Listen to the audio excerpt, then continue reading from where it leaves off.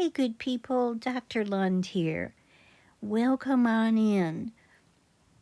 We have had about 8 hours of testimony from Alex Murdaugh, and what I want to do is kind of go over some of the things that I have noticed about his testimony that may be conflicting or discrepant with things we've known before he got on the stand. Please note this is not a legal analysis. I am looking at his statements, his demeanor, some of the other issues that have been brought up in the trial, some personality issues. And so that's the angle I'm coming from. And here is one of my conclusions right off the bat is that this man, to me, is basically a career criminal. Somebody who has the traits of lying and deceitfulness that is very much a part of his personality and has been developed over the years. And that is after the whole 8-hour drama between him and the prosecuting attorney. That really is my number one conclusion. Again, is this man really has, to me, the characteristics of a career criminal. I did notice from many of my favorite legal channels that sort of a unison comment from a lot of the attorneys that were watching this stated that Alex did well on the stand. And I think that well is probably defined differently by different groups. On listening to their justification of why he did well, it was more of him being able to keep his composure, did good verbal sparring with the prosecution. And my take on doing well is very different.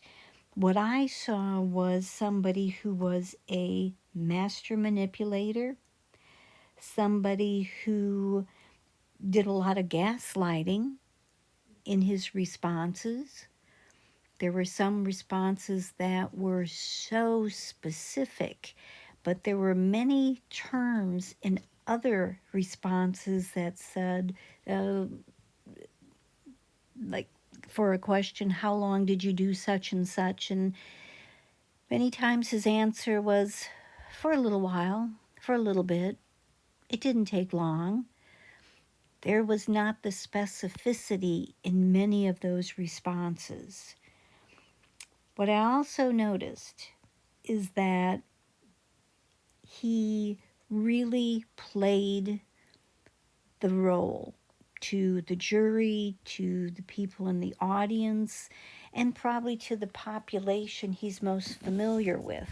There were a lot of statements about, I done did, I knowed, K-N-O-W with a D, I knowed that didn't happen, I done did it this way. Some of the grammar issues are very inconsistent with a man who has an undergraduate degree and 3 years of law school and passed the bar and 30 years experience as an attorney. Attorneys, in my experience, I found are probably some of the best writers with the best punctuation and grammar. They know their rules. And I found this Southern-ish style to be something that, to me, having lived in the South for many years, is sort of a colloquialism that I believe for some folks can be very disarming. It makes you sound like just one of the folks. And I think that is one of the strategies he has probably used throughout his life and his career, especially in the illegal activities of taking people's money, deceiving a lot of his clients, that he has used this kind of aw shucks sort of persona to really manipulate the people that he's worked with. I also think part of the oh shucks kind of persona puts him in a position of being underestimated. And I think that that probably has been a facet of actual his success on some level in his career, because it sounds like he has had success as an attorney. So, you know, the man isn't stupid. But I think sort of downplaying and again, the bringing it down to a ground level, as I said, it disarms folks so that he's just one of us. And I think that that makes people feel like he's in your corner, so he's going to do all that he can do to make it right for you. Bad attempt at my southern accent. Now remember, I don't know Alex Murdaugh. I am only telling you things that I'm observing. In my opinion, these are the things that I'm speculating about. So none of this is, you know, the gospel. It's just my opinion. A couple of things really caught my attention, and if you watch the behavior panel, and I love the behavior panel, they would call this the duper's delight. I just call this sort of the bragging criminal. It's not as creative. But what I noticed is that he really downplayed his need for money, even though this man has stolen millions of dollars from the firm, from his clients.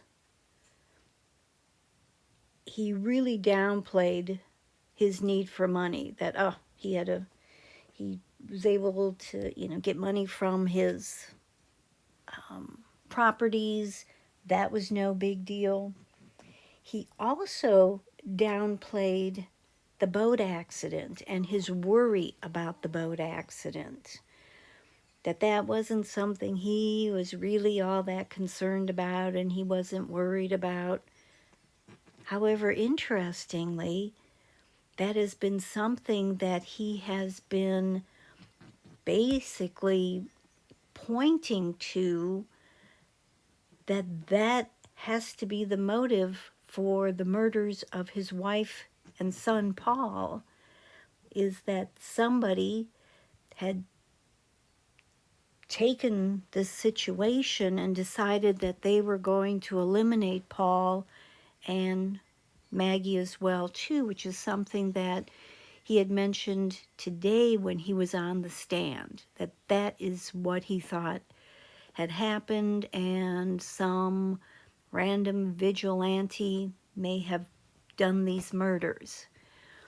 But again, there's a discrepancy between this money issue. It's like, well, if you weren't that worried about money, then why did you steal it for the last 10 to 15 years? And again, the boat accident of, then why did you go to the hospital when the kids were brought in after the accident, telling them not to talk about it, blaming somebody, one of the other kids, for driving the boat, when in fact it was Paul by all accounts. And so, again, there is this no big deal, yet, well, it's a very big deal because you have 90 plus federal financial crimes that you are actually pleading guilty to on the stand by admitting all of the fraud that you've committed. Big discrepancy, big discrepancy. In addition, Alex also downplayed the testimony from the CEO of the office. I forget the woman's name, who basically testified that she had found discrepancies in in payments and fees that went directly to Alex instead of to the firm, and that she had confronted him.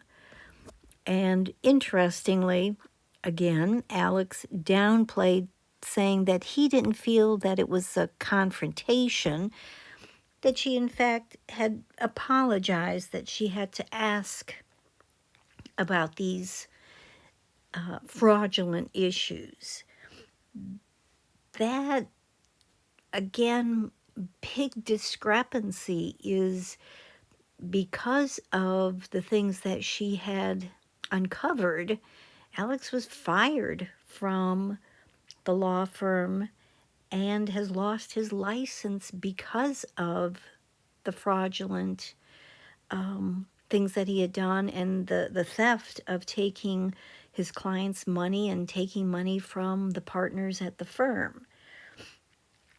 So again, the downplaying of these significant issues that played big roles in his situation was something, again, it just seems like that's something many sort of long-term criminals will do.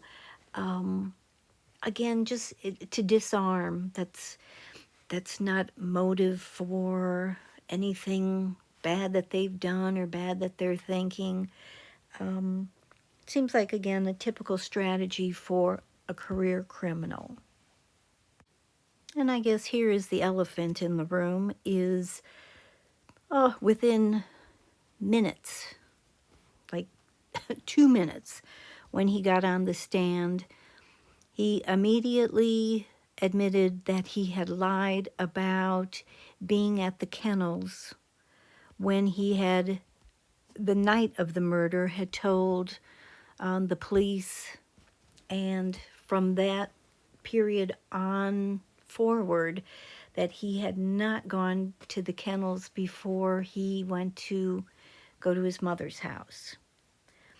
That seems very interesting to me, is that the night of the murders, that is the one thing he lied about immediately as he's sitting in the car in his white t-shirt and his shorts, talking to one of the police officers or detective, that he chose that to lie about, when at that point in time he didn't know that there was a Snapchat video where his family members, his friends, all testified when they heard it that that in fact was his voice at the kennels around 8:45 when he said he was not there.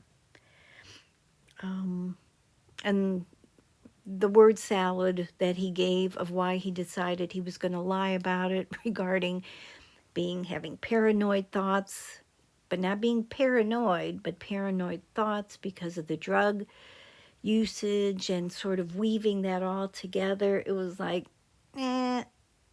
no. Out of all the things you could lie about, the one thing that was critical, or that is critical to this case, is the timing of when you were at that kennel, and the timing when your wife and your son was murdered. That's one of those things you just go, huh. I'll be interested in your thoughts as well, too. Now, here were a few other things that I found there were discrepancies regarding checking the bodies before he called 911, during the call to 911. That story seemed to change.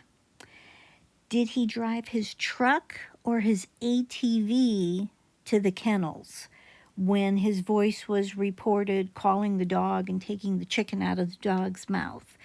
That story seemed to change.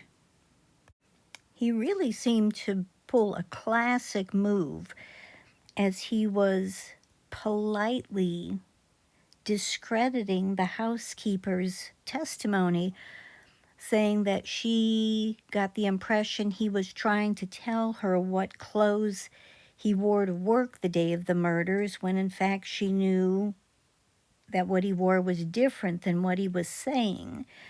And again, with sort of that, oh, shucks kind of Southern boy attitude, made it sound like she just either misinterpreted or just didn't remember the conversation right. However, I think one of the most disturbing things that I got out of that entire testimony was that he could not remember the last words he had said to his wife and his son the day of the murders. I think that's fairly telling. However, it doesn't prove innocence or guilt or not guilty. So, as the trial continues, we will all see where this goes and what the jury will come up with as far as the verdict regarding this double homicide case. So again, thank you all for being here. I so appreciate the new subscribers I've gotten and all the awesome comments. And please leave me your thoughts and any ideas you have for future videos. And I will see you in the next one.